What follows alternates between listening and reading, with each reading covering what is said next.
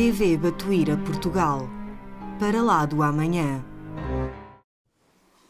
E hoje vamos então responder a umas quantas perguntas que normalmente são-nos feitas a todos, porque a palavra espiritismo costuma ser associada à mediunidade sem Jesus, isto é, à mediunidade paga. Também a rituais africanos, também a casas mal assombradas ou a superstições. A tudo isto o espiritismo vem associado, à palavra espiritismo.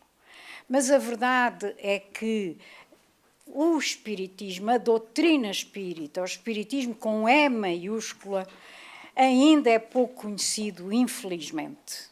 E não é nada disso, porque o que o espiritismo pretende é a transformação moral do homem. O fenómeno mediúnico é apenas uma parte do espiritismo. Claro que é muito importante, mas é apenas uma parte. E é para nós esclarecermos sobre o que é o verdadeiro espiritismo que hoje vos trazemos as perguntas que são feitas com mais frequência. Então vamos lá ver. Começamos, claro, pelo princípio. O que é o espiritismo ou doutrina espírita?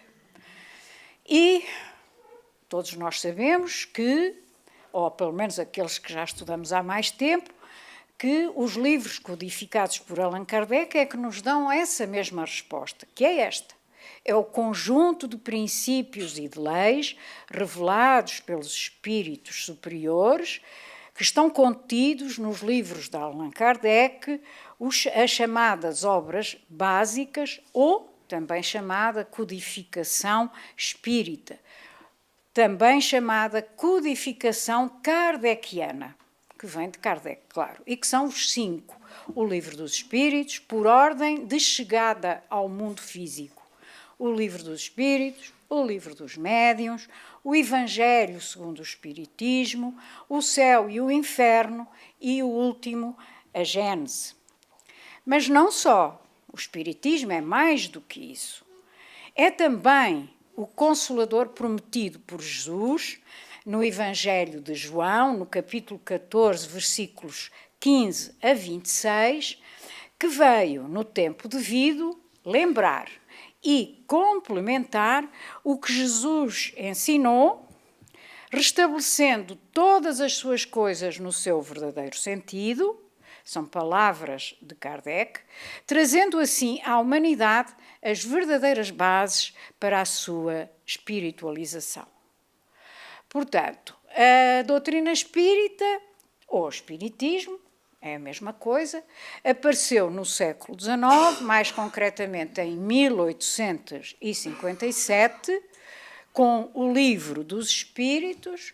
Na sua primeira versão tinha apenas 500 perguntas e em 1960 Kardec lança a segunda edição, já completa com as 1019 perguntas. Há algumas edições que vêm com 1018, porque uma das últimas está desdobrada ou não em 2. Portanto, numas edições vem com 1018, noutras com 1019, mas é a mesma coisa. Estão lá as perguntas todas. E, além disso, segundo o benfeitor Emmanuel, o espiritismo não é mais do que o primitivo cristianismo restaurado. Ou seja, o cristianismo que Jesus tinha trazido tinha sido deturpado pelos homens.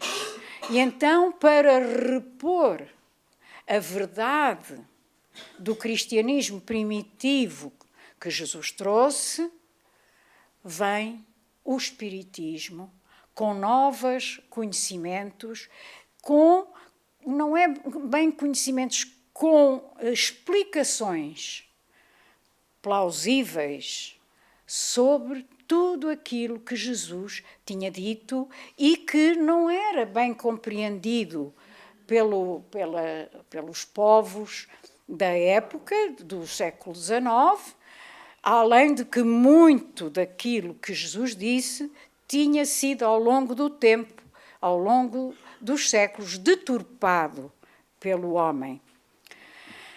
Então, é-nos dito também pela espiritualidade superior que a doutrina espírita é o cumprimento da promessa de Jesus que afirmou, através do Evangelho de João, que enviaria ao mundo, no devido tempo, um Consolador. E que esse Consolador, ele deu-lhe o nome, que seria o Espírito da Verdade, que relembraria os seus ensinamentos e que faria novas revelações a respeito dos mistérios, entre aspas, porque realmente não há mistérios, dos mistérios da vida. Então, num dos seus muitos discursos, Jesus disse que não podia, naquela altura, dizer todas as coisas, porque os homens ainda não tinham inteligência suficiente para as compreender. E, na altura certa, mandou o Espiritismo, que veio então tirar os véus desses chamados mistérios e que ampliou enormemente o conhecimento humano ao acordar o homem para um novo mundo, porque veio trazer o conhecimento das coisas, fazendo com que o homem saiba de onde vem, para onde vai e porque é que está na Terra. Além disso, também atrai para os verdadeiros princípios da lei de Deus e consola pela fé e pela esperança. E isto mesmo está exatamente assim no Evangelho segundo o Espiritismo, no capítulo 6º, no ponto 4º. É exatamente aqui e esse capítulo 6º, que se chama O Consolador Prometido, é todo ele feito, é muito pequenino, mas eu diria que é importantíssimo para todos nós conhecermos bem, lermos e refletirmos bem, porque são tudo mensagens precisamente do Espírito da Verdade. Então, muita gente pergunta, mas então qual é a diferença entre espírita e espiritualista? Quem admite a existência do elemento espiritual na personalidade humana é sempre espiritualista. Portanto, o católico, o protestante, o hindu, o budista, etc., são espiritualistas, porque admitem a existência da alma. O espiritualista é também, claro, como é lógico e evidente, o oposto do materialista, que só vê no ser humano a parte material. Nós, os espíritas, é evidente que também somos espiritualistas, porque também aceitamos a existência da alma ou espírito. Mas há uma grande diferença entre espiritualista e espírita, porque o espírita não se ajoelha diante de altares com imagens de santos, não acende velas, não entoa cânticos, não queima incenso nem ervas aromáticas, não faz ofrendas nem promessas, não lê as mãos, não deita búzios, nem cartas, nem lê cartas astrológicas, que essa é outra. Mas apesar do espiritismo ser espiritualista, ele diferencia-se das outras correntes, também espiritualistas, por ter umas características bem definidas e porque nele se encontram respostas para o destino do homem depois da morte do corpo físico.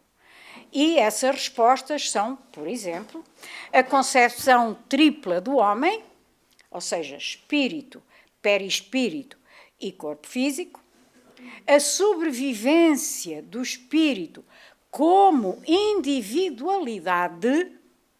Vamos fazer a distinção entre personalidade e individualidade. O espírito é o mesmo, um indivíduo, que tem várias personalidades nas diversas encarnações. Em cada reencarnação, eu vou tendo uma personalidade diferente, mas eu sou o mesmo indivíduo. Portanto, eu sou o mesmo em todas as encarnações. Só vou tendo personalidades diferentes. Umas vezes como homem, outras vezes como mulher. Aquilo que for mais interessante, entre aspas também, para mim, para o meu desenvolvimento e progresso espiritual nessa vida. Então, de acordo com aquilo que for conveniente para mim nesse momento, eu vou vir como homem ou como mulher, ok? Mas além destas respostas, não é? E destas características, portanto, ainda temos a continuação da responsabilidade individual para lá da morte. Não é por eu ter morrido, que nós dizemos desencarnado, que eu deixo de ser quem era enquanto fui vivo. Ou seja, não me transformo em ótima pessoa ou até em santo, só porque fechei os olhos do corpo físico, não é? Eu continuo a ser a mesma Maria do Rosário que era enquanto estava encarnada. Melhor ou pior? Isso. Só eu e Jesus e os amigos espirituais é que sabem, mas estou-me a esforçar, garanto, isso é verdade. E portanto, não mudo, porque mudei de veste, digamos assim. Eu deixei o meu corpo físico, mas volto a adquirir o meu corpo espiritual, o meu perispírito. E a minha individualidade continua incólume, ninguém lhe toca, porque eu sou só um. Não há nenhum espírito igual, totalmente igual a mim. Nenhum. A individualidade é exatamente isso.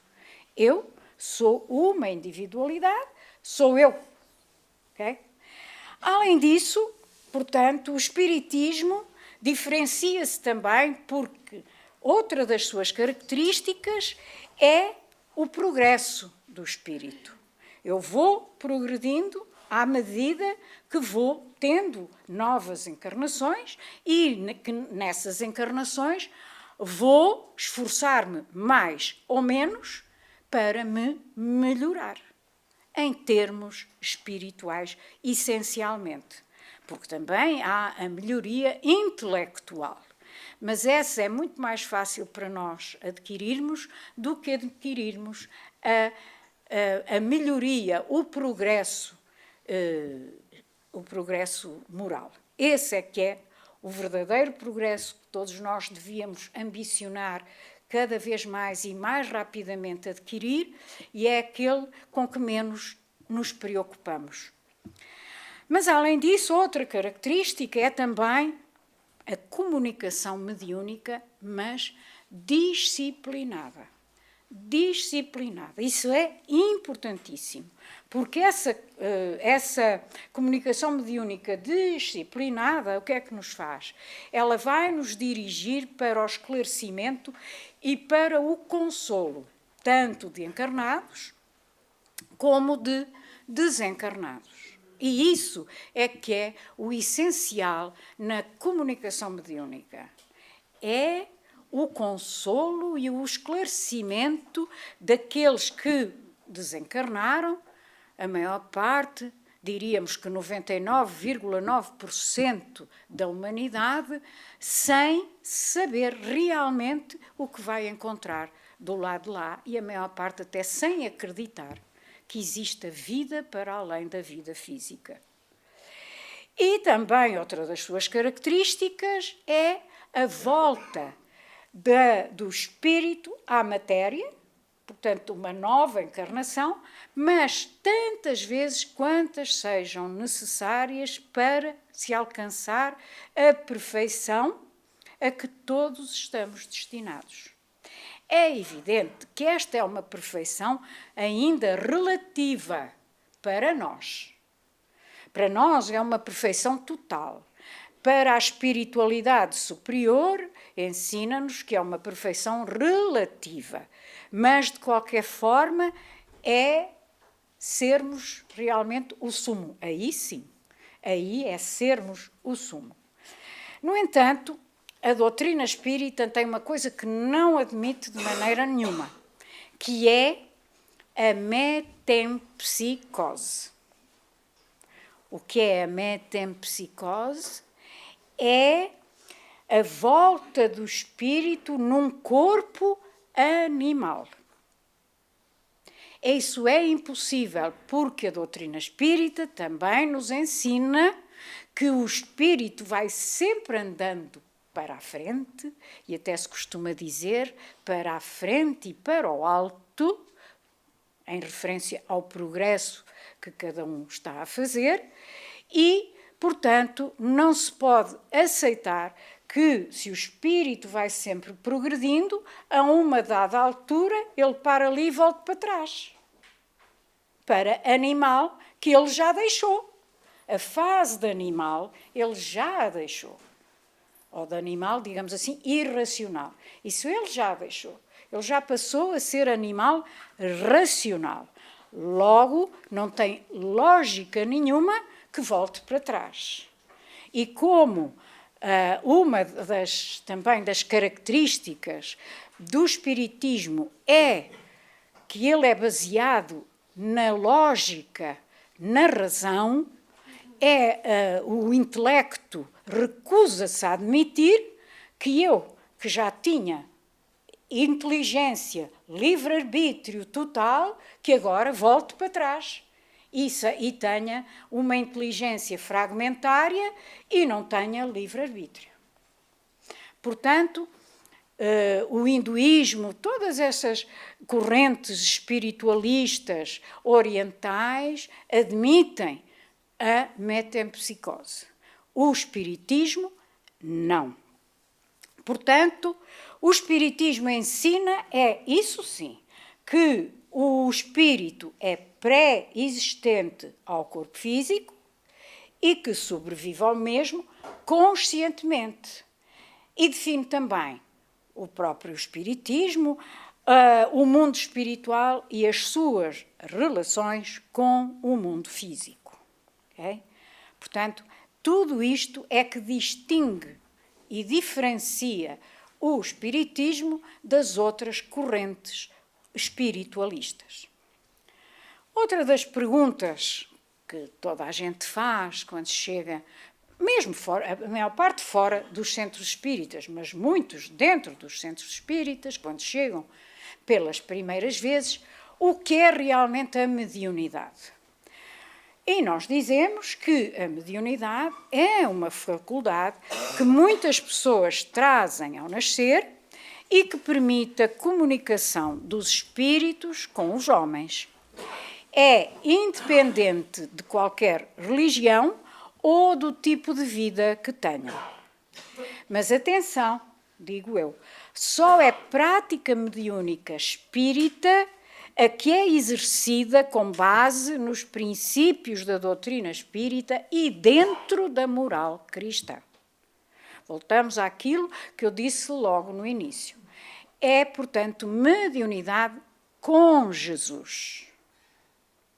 E o que anda por aí, infelizmente, repito, é a mediunidade sem Jesus.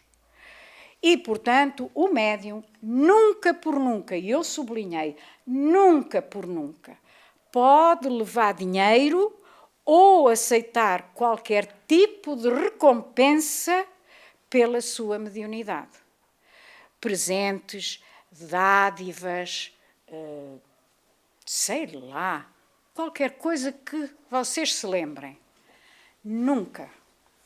Porque a mediunidade nas casas espíritas, bem orientadas espiritualmente, tem que ser seguida com a frase de Jesus: dai de graça o que de graça recebesteis.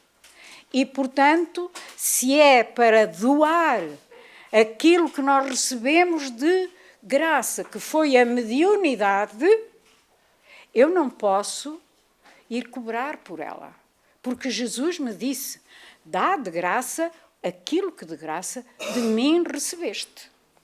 ok? Portanto, a mediunidade tem sempre, sempre, sempre, em qualquer circunstância, tem que ser de graça. Vejamos agora o que é o espírito. Aí diz aqui que o espírito é o princípio inteligente da criação. Somos todos criados por Deus da mesma maneira, isto é, simples e ignorantes, e sujeitos à lei da evolução. O que é que quer dizer estes simples e ignorantes? Não é que sejamos todos tontos, ou, para falar num português coloquial, burros. Não é isso. É que viemos, quando nascemos, não nascemos como espírito, como princípio inteligente. Nascemos, digamos assim, passamos por todos os reinos da natureza. E quando nascemos simples e ignorantes, ainda não éramos espíritos.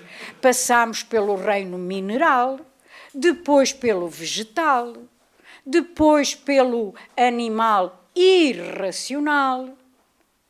E agora estamos na fase de animal racional. Portanto, aqui simples e ignorantes é quando nós vimos ainda como pedras. Passamos por todos os reinos. E isso demora bilhões de anos. Reparem bem, não é milhões, são bilhões de anos até sermos realmente aquilo que somos hoje. Espíritos já com um mínimo grau de conhecimentos espirituais. E é o que se diz aqui no slide, progredimos num tempo que varia conforme as condições de cada um de nós, dentro de uma trajetória que vai desde as sensações até à angelitude, passando pelo instinto e mais tarde pela inteligência e pela razão. Através de milhares de encarnações no mundo físico, a evolução do espírito vai se consolidando em sabedoria e em moralidade. E então, o que é o perispírito de que eu falei ao princípio, dizendo que nós somos formados, somos um conjunto triplo, espírito, perispírito e corpo físico. Ora, o que faz a ligação, então, entre o corpo físico e o espírito é precisamente este perispírito, que foi o nome que, que disparate, não é, Emmanuel, que Kardec deu a este corpo, que, por exemplo, nas outras correntes espiritualistas, e às vezes até na literatura espírita, é chamado, e bem, porque é verdade, corpo espiritual ou corpo astral. Para nós, realmente, o termo exato criado por Kardec é perispírito.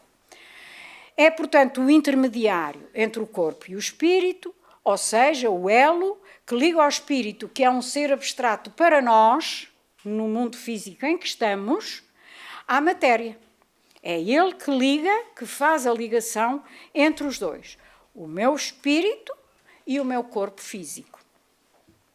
E aqui está, é o corpo espiritual ou astral do espírito e deriva, como tudo, do fluido cósmico universal.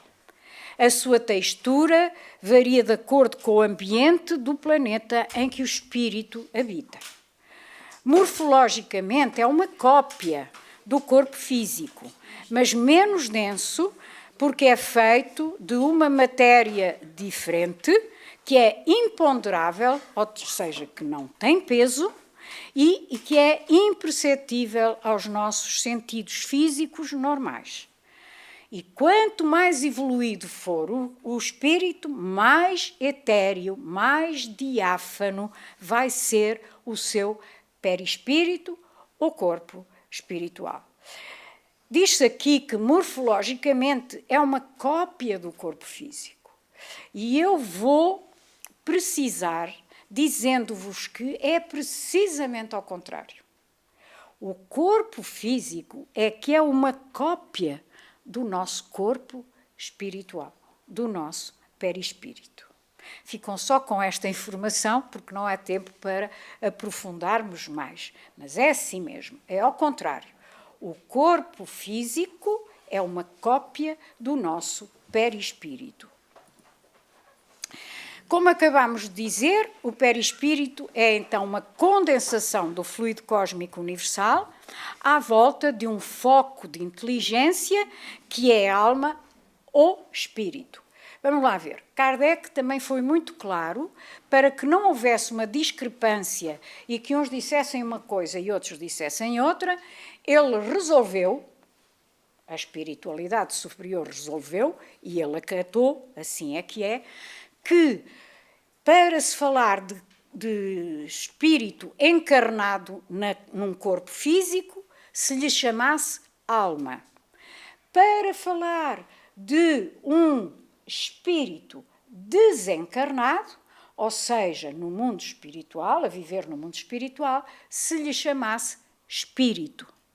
Portanto, quando nós ouvimos falar na doutrina espírita sobre alma, automaticamente nós estamos a falar de um espírito encarnado. Quando falamos de espírito, já sabemos que estamos a falar de uma entidade que se encontra no além. É formado, portanto, por fluidos ambientais do planeta em que está a habitar e, por isso, cada qual é diferente e vai estar de acordo com esse mesmo mundo. Nos mais atrasados, nos mundos mais atrasados, o perispírito é mais grosseiro e pesado.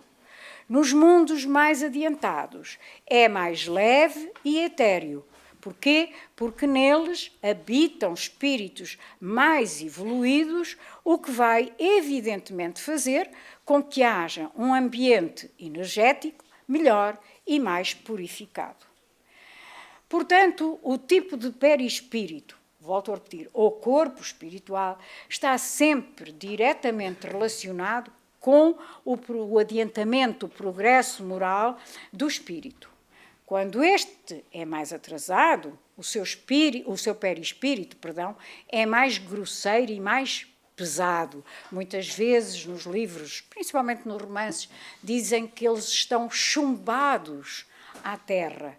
Porquê? Porque estão ainda tão materializados, tão agarrados ao mundo físico e a tudo o que é físico, que o seu perispírito, no momento em que eles desencarnam, é assim que os mostram. Porque é assim que eles são, porque era assim que eles eram enquanto aqui estavam.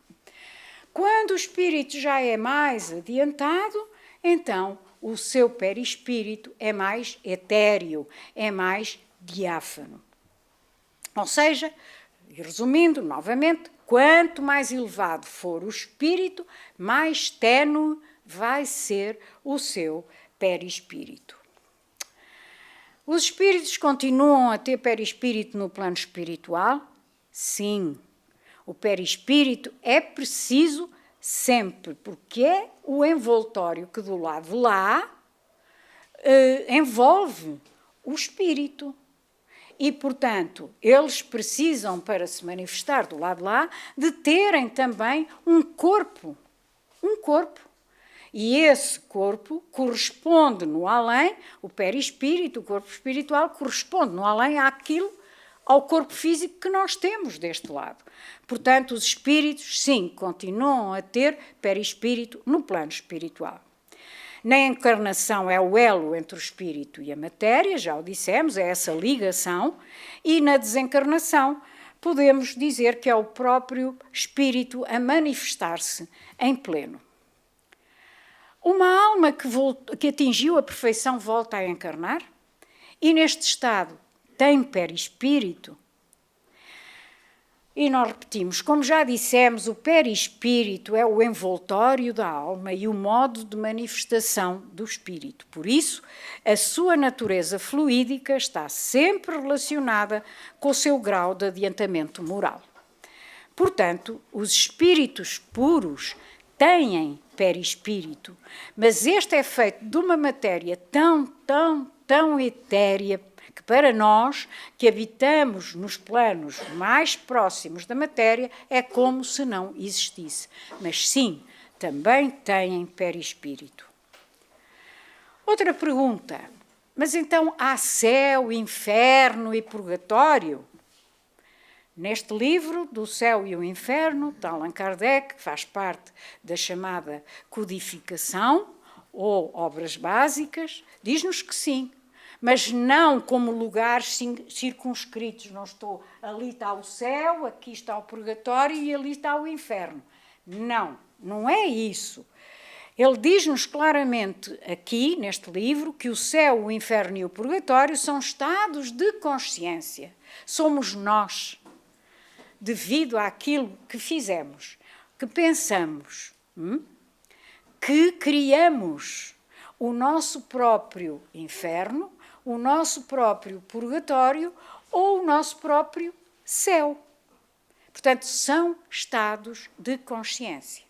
Mas, como são criados por nós, no momento em que desencarnamos, nós somos magneticamente atraídos para os lugares que têm afinidade, que se sintonizam com a nossa maneira de ser e de pensar.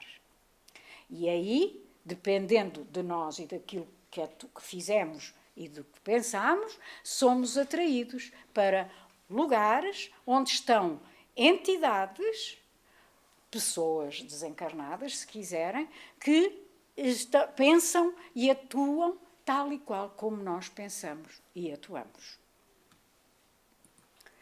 Mas é evidente, e aqui vem essa parte que acabo de vos dizer, que através da afinidade de pensamentos, os espíritos agrupam-se em determinadas regiões do mundo espiritual, dando origem a ambientes agradáveis ou a outros de sofrimento ou perturbados, o que causou os termos usados pelo catolicismo, porque foi o catolicismo que trouxe céu, purgatório e inferno. E aqui temos uma imagem do que pode ser considerado o céu, para nós, claro, e esta é uma imagem do livro Nosso Lar, e o inferno, ou o purgatório também, que é também outra imagem do livro, do filme Nosso Lar.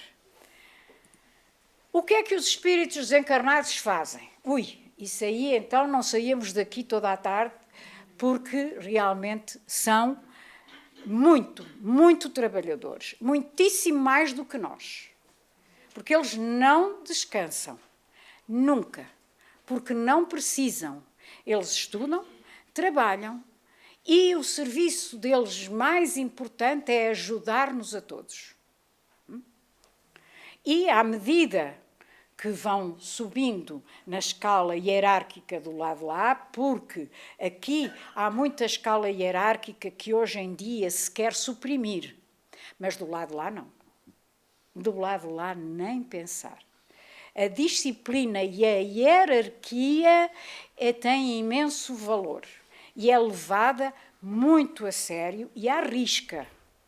Agora, aqui a hierarquia é por vários motivos que se é dado. Lá é apenas e só pela moral.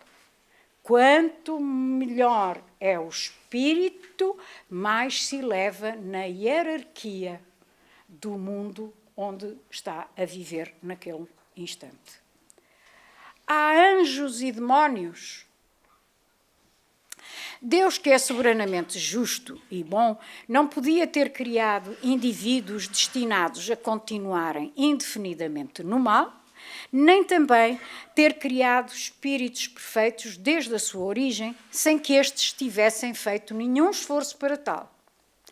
Como já dissemos, todos os espíritos fomos criados simples e ignorantes. E é através das reencarnações que vamos adquirindo sabedoria e moralidade até atingirmos, então, a perfeição.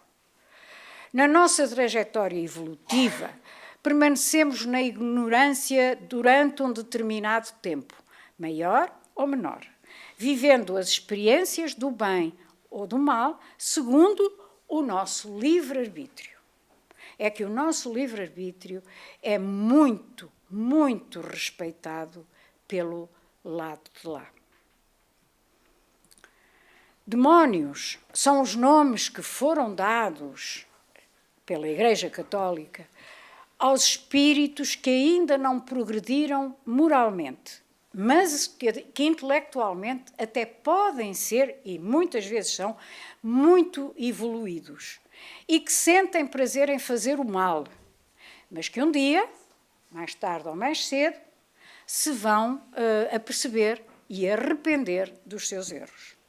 Quanto aos anjos, são os espíritos puros que já evoluíram moral e intelectualmente devido aos seus próprios esforços.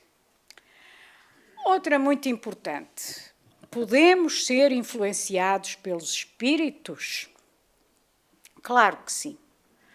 Claro que sim, sim, podemos.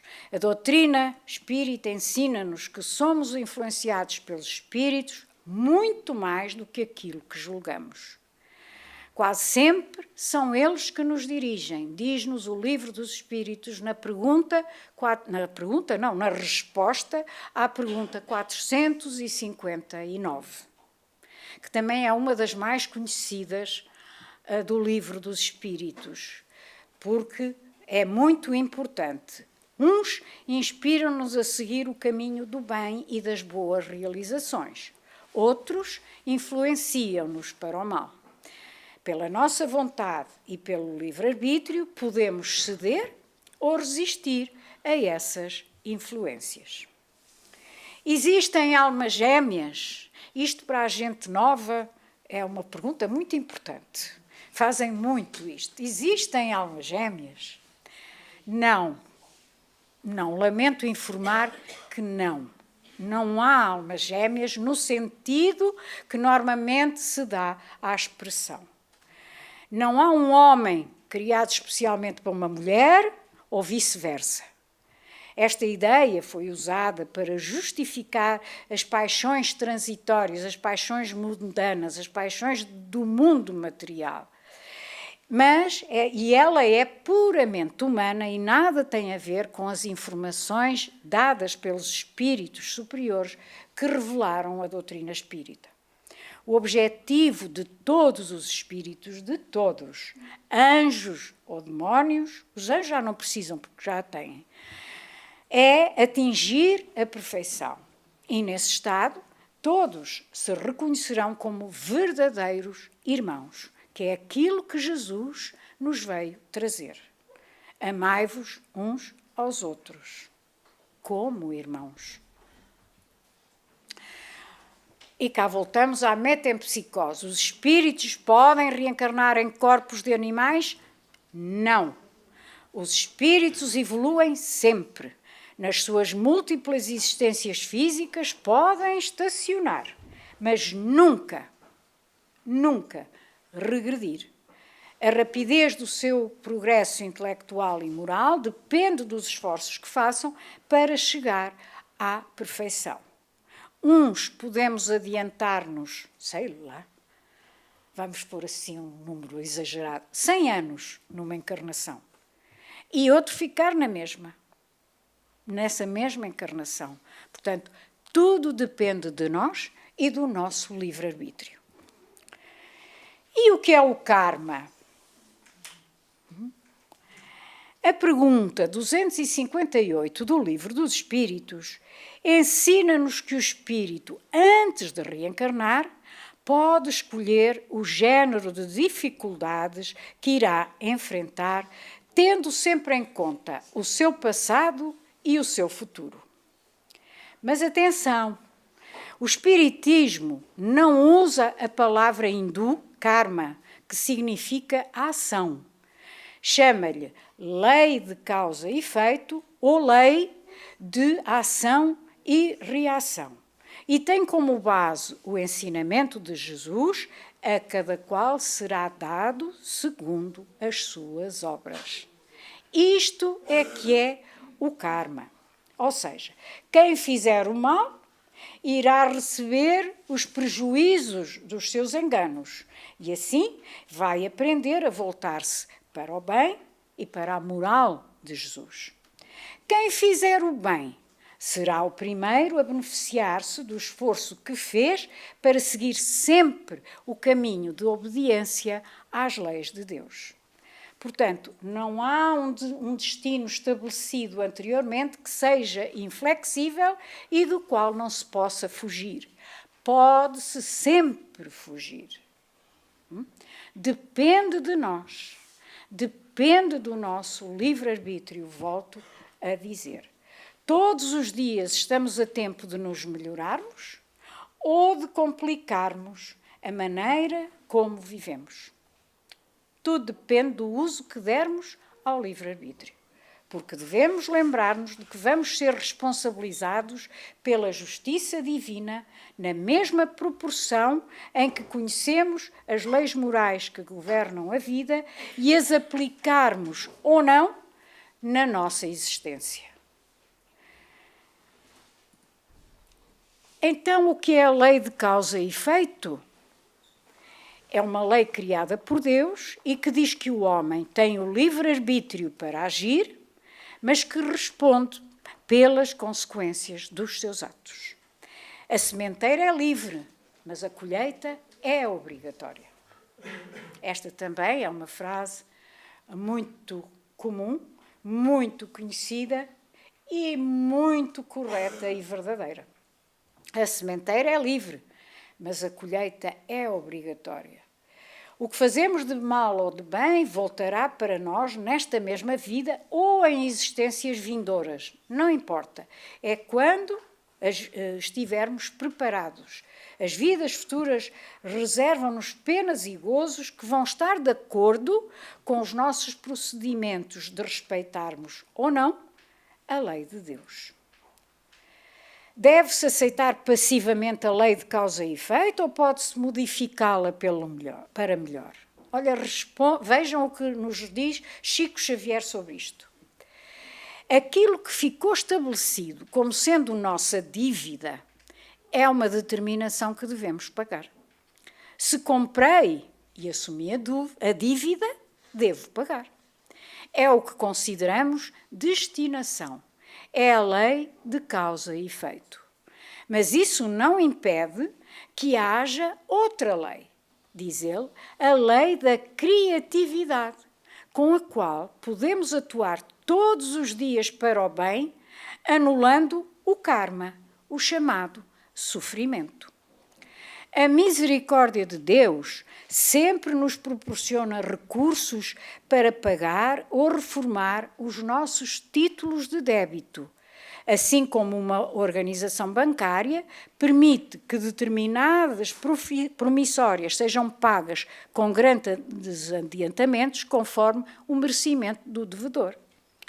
Assim como temos grande número de amigos avalistas a nos amparar nos bancos, também temos os nossos amigos espirituais que pedem por nós, que nos auxiliam, que nos dão mais oportunidades para que a gente tenha mais tempo. E continuamos com Chico, aquele era o livro Mandato de Amor, agora é dos hippies aos problemas do mundo. Como se explicam as mortes aos milhares em guerras e em toda a espécie de catástrofes? E ele diz, são essas provações que adquirimos coletivamente do ponto de vista de débitos kármicos. Às vezes, empreendemos determinados movimentos destrutivos em desfavor da comunidade ou do indivíduo. Às vezes, operamos em grupo, às vezes em vastíssimos grupos e, no tempo devido, reparem que eu sublinhei de propósito, no tempo devido, não é logo, não sabemos quando, é quando Deus determinar, quando nós estivermos preparados para isso. No tempo devido, os princípios kármicos amadurecem e nós resgatamo-nos as nossas dívidas, reunindo-nos uns aos outros. Quando somos cúmplices das mesmas culpas, porque a lei de Deus é a lei de Deus, formada de justiça e de misericórdia. Portanto, agora já compreendemos os desastres, que ultimamente têm sido muitos, por exemplo, os desastres da aviação, esses aviões que têm caído, aqueles que desaparecem, com 200, 300, 400 pessoas a bordo. E claro que todos desencarnam. Em algum momento no tempo passado, todas essas pessoas estiveram juntas num acontecimento contrário às leis do Pai. E agora chegou o momento, porque estavam já amadurecidos para isso, de pagarem essa dívida. E então juntam-nos todos, por exemplo, dentro de um avião, e esse avião cai. E todos desencarnam juntos, pagando juntos a dívida que também tinham constituído juntos no passado, que pode ser a última encarnação, como pode ser há 20, 30 ou 40 encarnações atrás. Vamos passar porque já estamos tarde.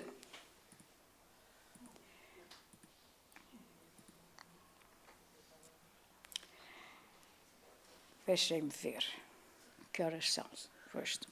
Vamos aqui. Regressão de memória e terapia de vidas passadas. Atualmente, nós sabemos que há psicólogos clínicos que, quando lhes aparecem casos muito graves, recorrem à regressão. Mas esta terapêutica deve estar rodeada de cautelas e do desejo de curar o paciente. Se o psicólogo for um bom profissional, ou melhor ainda, se for espírita, pode vir aqui procurar a verdadeira causa para tentar curar certas doenças psicossomáticas, os desvios de comportamento, as fobias, etc. Contudo, só se deve recorrer a esta terapia em casos extremos. Em casos extremos, pois o esquecimento do passado foi-nos dado por alguma coisa. E é uma bênção de Deus, visto que as recordações daquilo que já fizemos e fomos um dia podem prejudicar, e prejudicariam certamente, a nossa vida de hoje. Emmanuel diz-nos que, se nós examinarmos as nossas tendências atuais, faremos uma ideia de como terá sido o nosso passado. Então, e sobre isto mesmo, em 30 de julho de 91, na sua casa em Uberaba, Chico Xavier recebeu sobre este assunto a seguinte mensagem de Emmanuel: se fomos trazidos à Terra para esquecer o nosso passado, valorizar o nosso presente e preparar para nosso benefício o futuro melhor, porque havemos de provocar a regressão de memória do que fomos ou fizemos apenas por questões de vã curiosidade, ou de procurar os que foram nossos companheiros a fim de voltar aos desequilíbrios que hoje resgatamos. A nossa própria existência atual irá apresentar-nos as tarefas e as provas que só por si são a recapitulação do passado das nossas diversas vidas ou até apenas da nossa última passagem pelo mundo físico, que já é um curso de regeneração em que estamos integrados através das provações do dia a dia. Para que fazer a regressão de memória se é só para chorar com a lembrança de episódios infelizes? Se já sabemos, principalmente através de Allan Kardec, que estamos a eliminar gradualmente as nossas imperfeições naturais ou a apagar o brilho falso de tantos desvios de rumo que apenas nos induzirão a erros que não mais desejamos repetir. Sejamos sinceros e lancemos um olhar para as nossas tendências. E aí elas está espelhado todo o nosso passado, tudo aquilo que fomos e que ainda não conseguimos eliminar de dentro de nós. E para concluir sobre isto, André Luiz, no capítulo 2 do livro Ação e Reação, conta-nos que o mentor Druso informou um espírito que a memória pode regredir sob hipnose, mas que, afirma um instrutor Druso, esta prática é um ato imposto ao espírito, pelo que é contrário à natureza. Ora, se isto acontece no plano espiritual, nada nos diz que o mesmo não acontece aqui, até talvez com maior gravidade. Portanto, o aviso do instrutor Druso é válido para os dois planos. Para o Espiritismo, o que é a prece? E é-nos dito que é um ato de adoração a Deus.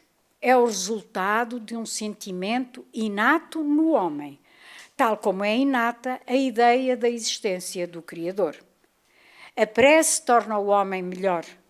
Quem ora com fervor e confiança torna-se mais forte contra as tentações do mal e Deus envia-lhe bons espíritos para o assistirem. Este é um socorro que nunca é recusado quando o pedido é feito sinceramente. E o que é que o Espiritismo informa sobre Jesus? Jesus diz-nos o Espiritismo que é o governador do nosso mundo, sendo por isso mesmo o guia e modelo da humanidade. E aquilo que nos veio ensinar e exemplificar é a expressão mais pura da lei de Deus. A moral de Jesus, contida nos Evangelhos, é o roteiro para a evolução do homem. E o pôr-se em prática a sua moral é a solução para todos os problemas humanos e o objetivo a ser atingido pela humanidade. Tudo isto está no comentário de Kardec à pergunta 625, que perguntavam quem era Jesus, o que era Jesus para nós, e a resposta foi qual era a perfeição, o modelo de perfeição, e a resposta foi: vede Jesus. Ele foi o único Espírito perfeito que pisou a terra até hoje. E por isso ele é o nosso governador. E através de Chico, sabemos que além da Terra, Jesus é o governador de outros 4 planetas. Há muita gente que não sabe isto, que julga que ele é só o governador da Terra, mas não. Ele tem outros 4 planetas a seu cargo, à sua responsabilidade. O primeiro é um planeta feliz, que gira à volta da estrela Sírius e que é referido no princípio do livro Renúncia, porque a sua protagonista, Alcione, vem de lá. Ela vem ela já está encarnada num planeta feliz, que é este. Depois, o segundo planeta que ele tem é um planeta, à sua guarda, é um planeta de regeneração que gira à volta da estrela Capela, da constelação do Cocheiro. E onde há 7.000 anos houve uma guerra nuclear e os seus responsáveis foram exilados para a Terra, que naquela altura ainda era mais inferior do que é hoje. Depois ainda tem um terceiro planeta que neste momento se encontra na fase de planeta primitivo, que tem o nome de Quiron, e para onde estão a ser enviados os exilados da Terra. E já há muitos, como está ali, que ele revelou que Chico, que desde a Segunda Guerra Mundial, que foi no espaço de 1939-1945, muitos espíritos dedicados ao mal deixaram de ter autorização para reencarnar aqui na Terra. E foram então mandados para este planeta primitivo, Quiron, que está mais em consonância com o seu progresso moral, daqueles que saíram daqui e que deixaram de ter esta autorização para voltarem aqui. E, finalmente, o quarto, mas o quinto para nós, porque temos a Terra, um planeta em formação, que está neste momento ainda a passar por revoluções telúricas, por resfriamentos e por erupções vulcânicas e que ainda tem uma atmosfera densa que não é ainda própria para a vida tal como a conhecemos. E o que é o passe? Não podemos terminar sem falar sobre o que é o passe. É um procedimento fluídico-magnético que tem como principal objetivo ajudar a restaurar o equilíbrio orgânico do doente.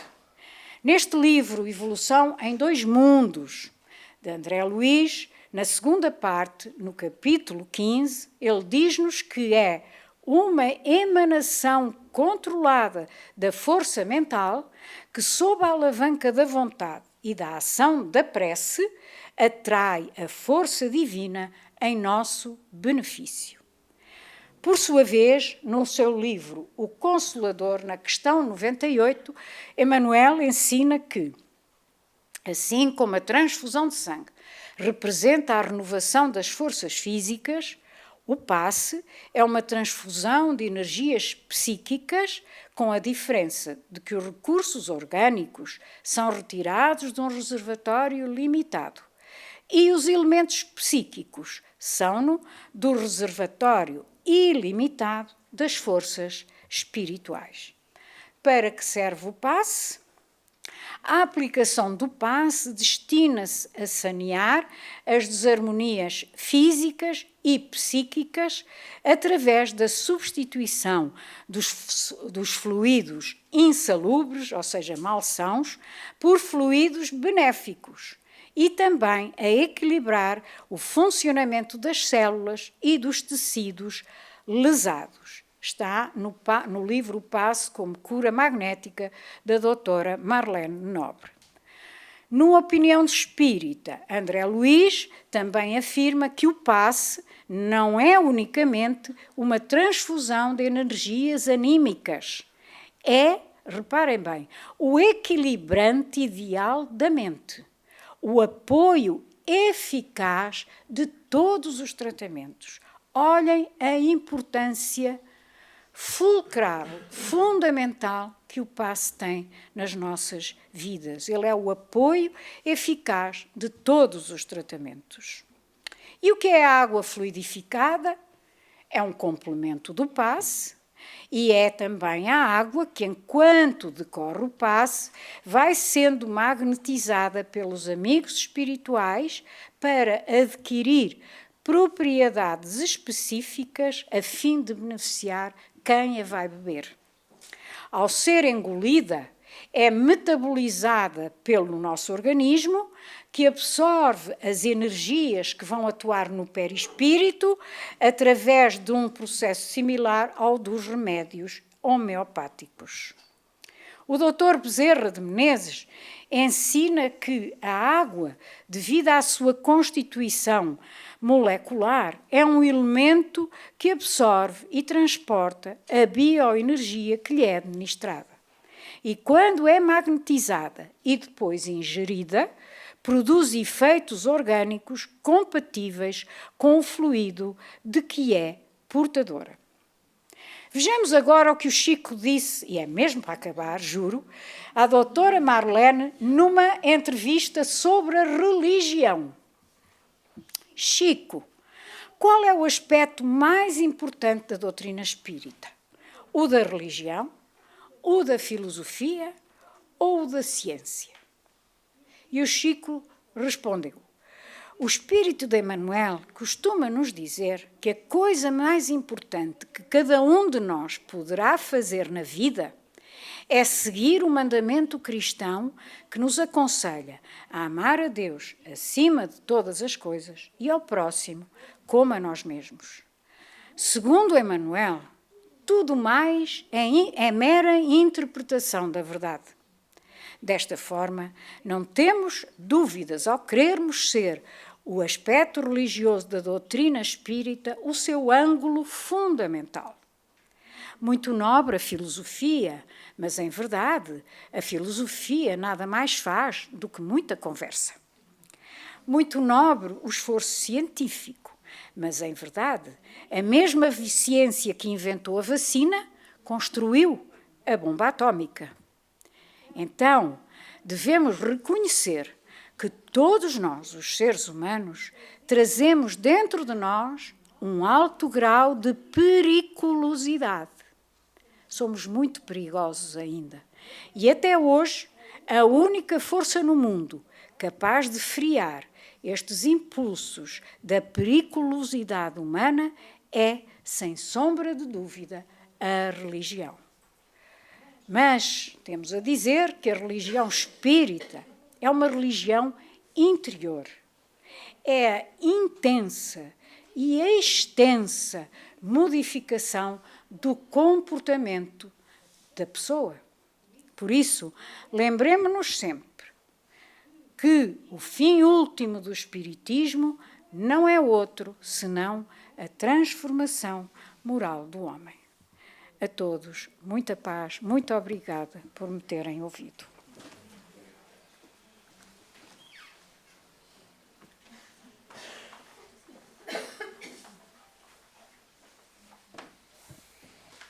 E pronto, vamos encerrar a tarefa.